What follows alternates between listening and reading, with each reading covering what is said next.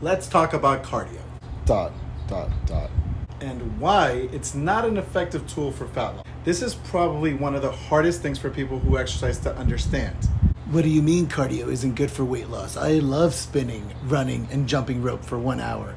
And I sweat a lot, so that means I'm burning fat. No, it actually doesn't. Sweating is the cooling process your body goes through to help maintain a steady body temperature. I mean, I get the association. Sweat and heat equals burning calories, but that's just some BS the fitness industry took hold of and uses to prey on uninformed consumers. Now pay attention because I'm gonna give you 3 reasons why cardio isn't the most effective tool for weight loss.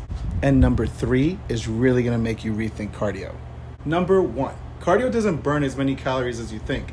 For example, in a 2020 review of the latest research on trackers in the British Journal of Sports Medicine, they found that wrist or arm worn trackers measuring energy expenditure varied in accuracy depending on the task being performed.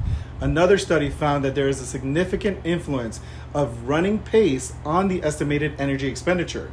Energy expenditure tends to be overestimated at lower paces and underestimated at higher paces. They also found that trackers were out by more than 10% when measuring the effects of exercise. So, they are accurate for measuring your heart rate, but not for calories burned.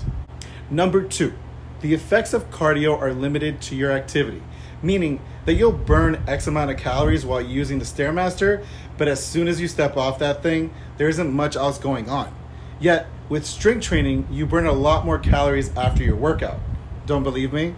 A 2018 study looking at the effects of resistance training in sedentary adult women found that this activity, which included weightlifting, elevated the participants' overall BMR, basal metabolic rate, for up to 48 hours. And for those of you that don't know, BMR is the number of calories your body burns while at rest. Basically, one strength training session can have effects for up to 2 days post-workout.